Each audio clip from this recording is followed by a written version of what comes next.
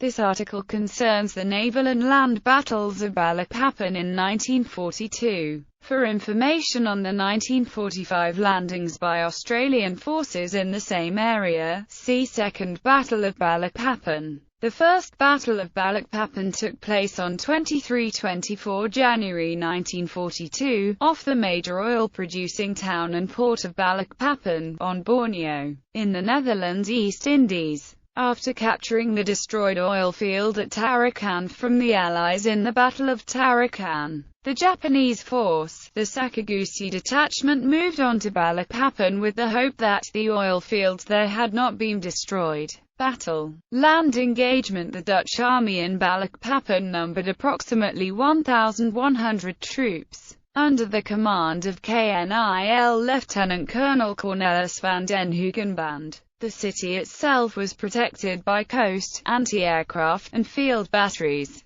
The entrance of the harbour was protected by a minefield laid by the mine-layer Somenep under the command of Lt. T. Jellema. On the 18th, the Dutch commander ordered the destruction of oil installations in Balikpapan and started to evacuate his staff to Samarinda. However, the destruction was not complete. The only serious damage was to tanks, pipes and special quays in the harbour area. On the 22nd of January, the Japanese fleet was sighted moving south by an American PBY flying boat, and on the 23th formations of Dutch bombers attacked the convoy. Despite this, the Japanese units successfully landed approximately 5 kilometers southeast of Balikpapan airfield on the evening of the 24th. The assault unit landed without meeting enemy resistance and, by dawn, had occupied the airfield. The southward advance moved slowly as the bridges had been destroyed,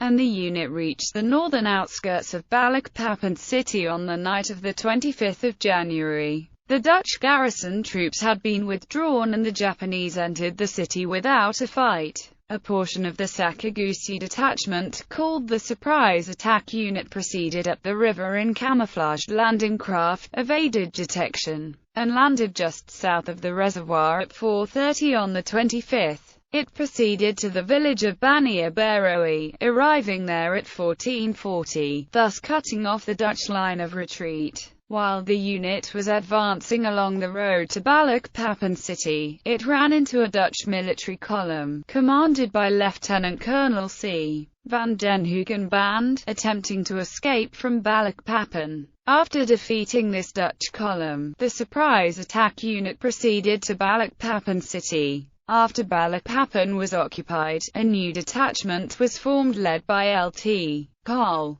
Coombe. He was ordered to secure and protect the oil fields. The main force moved forward along the Balikpapan city Samboja Sangasanga Samarinda road, mopping up the remaining Dutch troops in the vicinity of Samarinda. Naval engagement. In the afternoon of the 23rd of January, 9 Dutch Martin B-10 bombers, escorted by 20 Brewster Buffaloes from 2 VLGV and 3 VLGV, attacked the Japanese convoy. The transport ship Tatsugami Maru was damaged and Nanamaru sank. Near Balikpapan, the Dutch submarine HNLMS K-18 under Lieutenant Commander Van Wel Graneveld attacked and sank the transport Suruga Maru and reportedly damaged the patrol boat P-37 by midnight, but was later damaged itself by depth charges and forced to withdraw to Surabaya. While the Japanese invasion force was landing at Balikpapan, on the early morning of the 24th of January, at around 2:45, the 59th U.S. Navy Destroyer Division under Rear Admiral William A. Glassford and Commander Paul H. Talbot, acting on orders from Admiral Hart, attacked the Japanese Navy escort led by Rear Admiral Shoji Nishimura for about 4 hours.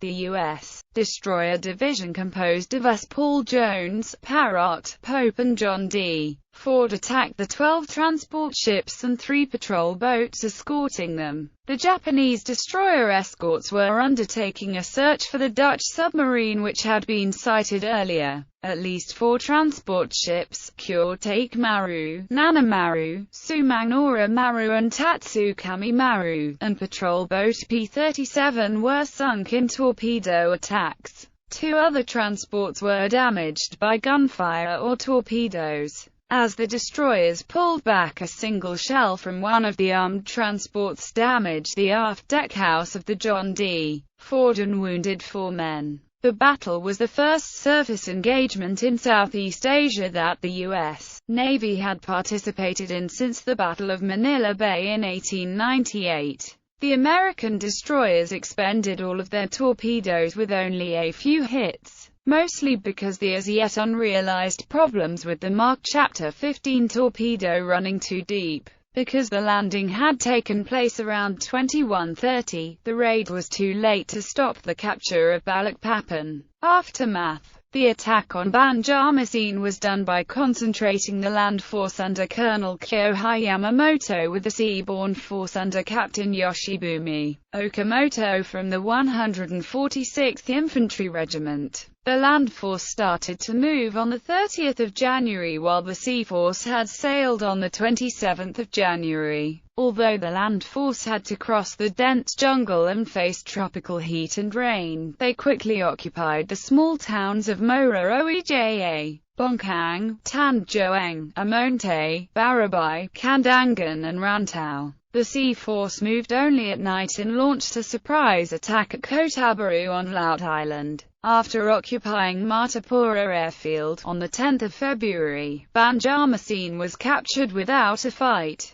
The Dutch unit under the command of Lt. Col. Henry Halkema had retreated to defend Katawaring, airfield in central Borneo, while the various attacks on the Japanese transports did little to prevent the fall of Balikpapan. It proved that Admiral Hart's conservative strategy could be effectively used against Japanese forces until Allied forces in the Southeast Asia area could be bolstered. It was under his orders that the destroyers conducted the raid and sank the 4 transports. Crucial to the success of the destroyer raid was also the fact that it had been conducted by an all-American force, operating under the same doctrine and protocol, whereas other ABDACOM engagements of combined forces suffered from much confusion. Unfortunately for the Allies, Hart was later relieved of command and replaced by the much bolder Conrad Helfrich. Balikpapan remained under Japanese control until July 1945, when the Japanese force was defeated by an Australian-led force in the 1945 Battle of Balikpapan.